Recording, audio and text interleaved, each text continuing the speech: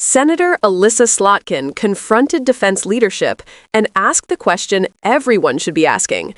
Did you authorize the U.S. military to detain, arrest, or use lethal force on American protesters?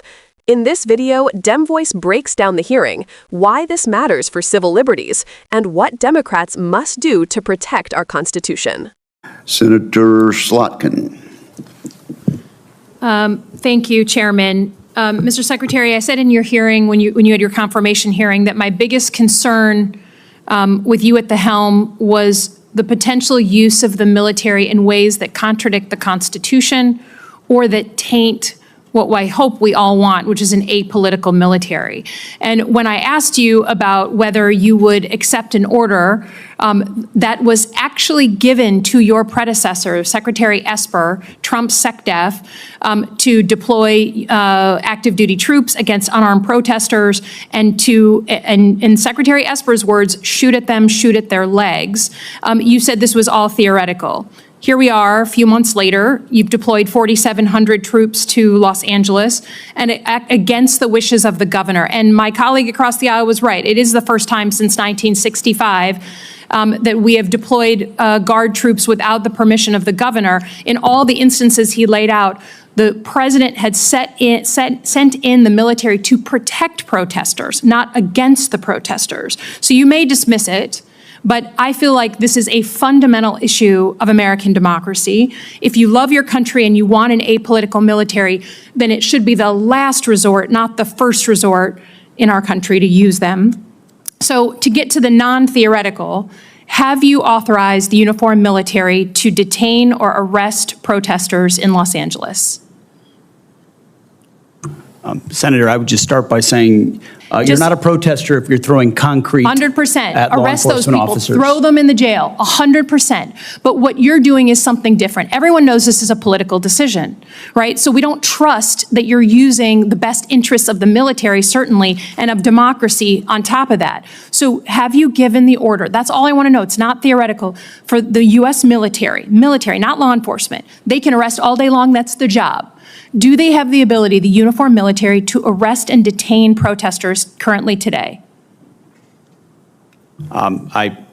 It's a yes or no thing, authority. It's sort of amusing the extent to which the speculation is out there. These troops are given very clear orders. Then what is the order? Then list it out for us. Be a man, list it out. Did you authorize them to detain or arrest? That is a fundamental issue of democracy. I'm not trying to be a snot here. I'm just trying to get the actual, did you authorize them to do that? All of these orders and what they're sent there to do are public.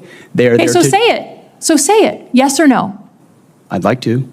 Please, yes or no? As I've said time and time again through interruption, they're there to protect law enforcement, do they have ICE the ability officers to arrest? who are trying to do their job, deporting illegals who were allowed in by the previous administration. So they cannot arrest and detain citizens of the United States, the uniformed military. As we've stated, if necessary, in their own self-defense, they could temporarily detain and hand over to ICE. But there's no arresting going on. And you know this better than you're trying to play political games.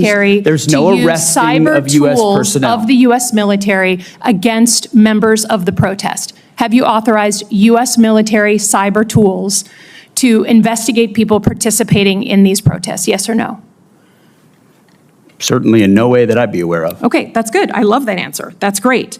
Have you given the order to be able to shoot at unarmed protesters in any way?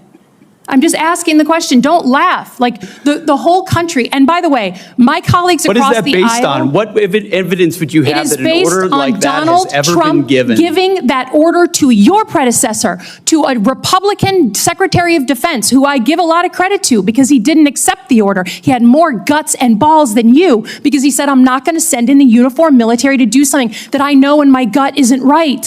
He was asked to shoot at their legs. He wrote that in his book. That's not hearsay. So your poo-pooing of this, it just shows you don't understand who we are as a country, who we are. And all of my colleagues across the aisle, especially the ones that served, should want an apolitical military and not want citizens to be scared of their own military. I love the military. I served alongside my whole life, so I'm worried about you tainting it. Have you given the order? have you given the order that they can use lethal force against I want the answer to be no. Please tell me it's no. Have you given the order? Senator, I'd be careful what you read in books and believing it, except for the Bible. Oh, my God. So your former predecessor, I guess that's not enough for you. Okay, on Iran. I don't think there's a debate. There's like a cat fight going on in your own party about whether to go after Iran. Have you commissioned any day after planning? So any force protection, any use of ground troops in Iran, any cost assessments? Because I don't think we doubt what we can do as a country in the attack. It's the day after with Iraq and Afghanistan that so many of us have learned to be so deeply concerned about. Have you authorized day after planning? As I've said, we have plans for everything, Senator. Okay. And I would also reiterate how we began, that there will be a classified portion of this 15 minutes after we adjourn. You know the difference between politics and patriotism? Politics chases headlines. Patriotism remembers oaths. And every once in a while, you get a moment where the two collide, where the cameras are rolling and someone has to ask the plain, uncomfortable question so the rest of us don't have to sleepwalk into something darker. That's what Senator Alyssa Slotkin did in that hearing. She stood up and asked the question the country needs to hear answered. Did you authorize our uniformed military to detain, arrest, or even shoot American protesters? Listen, this isn't cable news theater. This isn't some gotcha for clicks. This is oversight, the hard, uncomfortable sort, because we have seen how power can be bent, twisted, and weaponized when leaders stop checking it. Slotkin, who's been in the trenches, who's served alongside our troops, and understands the gravity of putting men and women in uniform between the state and the citizen, wasn't asking for drama. She was asking for a simple yes or no that protects democracy. Let's unpack what happened.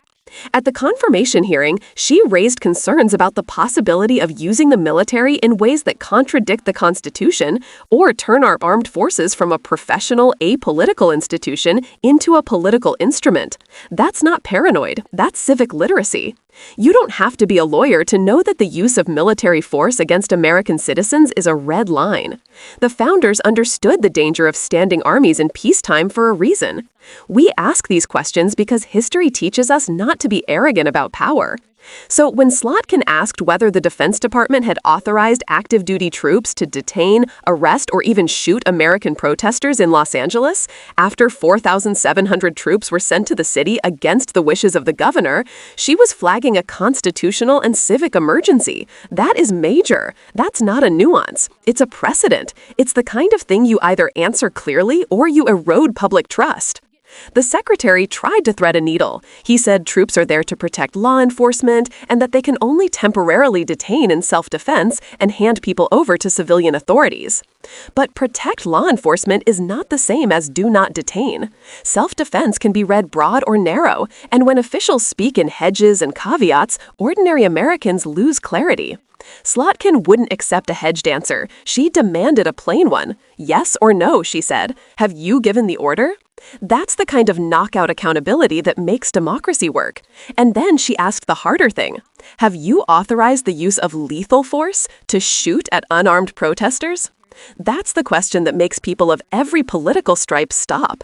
Because the moment you allow for lethal force to be used against unarmed citizens in a political context, you have crossed into authoritarian territory, period. There's no partisan gloss to put on this. That's what civil liberties are for, to protect us against the state's worst impulses. Here's where context matters. Slotkin referenced Secretary Esper's book, where Esper recounted being asked, in the previous administration, to do just that, to deploy troops and, in his words, shoot at their legs. That's not hearsay. That's documented testimony from a former Secretary of Defense. So when Slotkin pushed the current secretary to say whether he had authorized similar measures, she was doing more than politics. She was trying to prevent a repeat of that dangerous precedent. Look, I am not some feverish partisan who thinks every deployment is sinister. There are moments when the military supports civil authorities in emergencies, hurricanes, major disasters, real breakdowns of public safety. But those are exceptions with tight legal guardrails and civilian oversight. The problem here is when the executive branch acts unilaterally against state wishes, when troops are sent to protect protesters, and yet the optics, the history, and the rhetoric suggest they might be used against citizens instead of for their protection. That flips the whole script. Let me say this plainly. Republicans like to posture about loving the troops, but true respect for our armed forces means keeping them out of politics. When you ask soldiers to act as what was infuriating and revealing in the hearing was the way the line of questioning exposed how some defenders of the status quo minimize accountability. They talk about plans for everything and self-defense like those words are shields against scrutiny. But the public deserves straight talk. If the secretary's answer is, no, I did not authorize arrests, detentions, or lethal force, then say it clearly. Lock it in. Put it in writing. Put legal guardrails around it. But if you won't provide that unambiguous assurance, then what are we doing?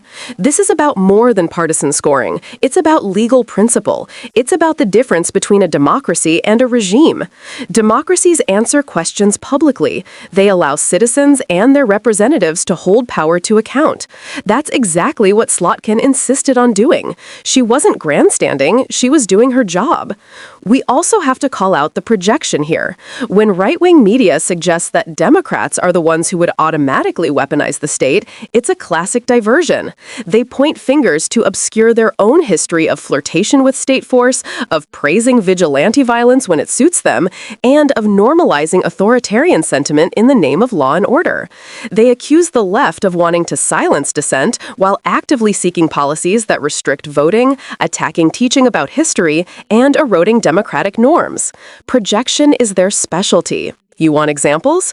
Look at how the GOP went after protests in 2020, how federal forces were used in ways that looked more like a crackdown than a measured response. Or look at the language from some quarters that equates protest with insurrection, a dangerous inversion that justifies force for political ends. The iron law of authoritarianism is label your opponents as existential threats, and suddenly extreme measures seem reasonable. Slotkin tried to halt that slide. And let's not ignore the uglier side of what the secretary said on the record. The idea that if protesters are throwing rocks, they're no longer protesters but criminals to be put in jail. That's a perilous simplification. Civil unrest is complicated. Often, a tiny fraction of actors turn violent amid otherwise peaceful demonstrations.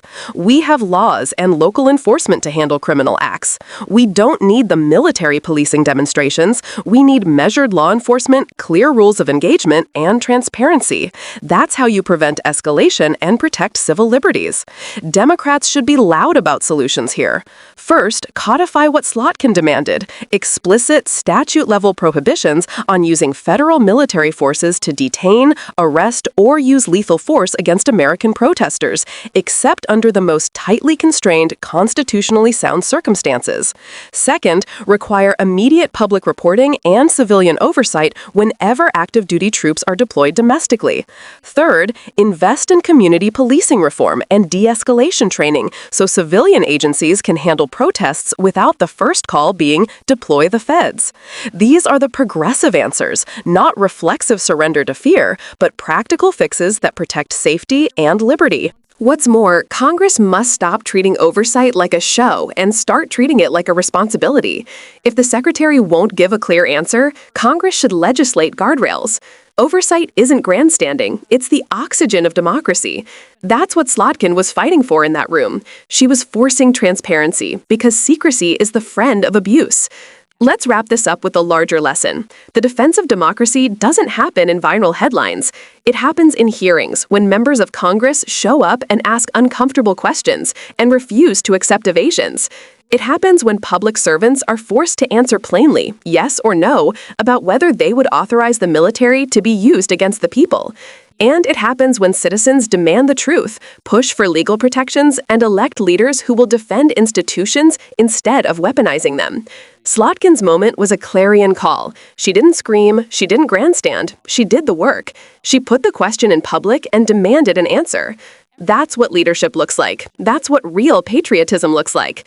And if you care about the Constitution, about civil liberties, about an apolitical military, and a government that answers to the people, then you should want that same clarity every single time.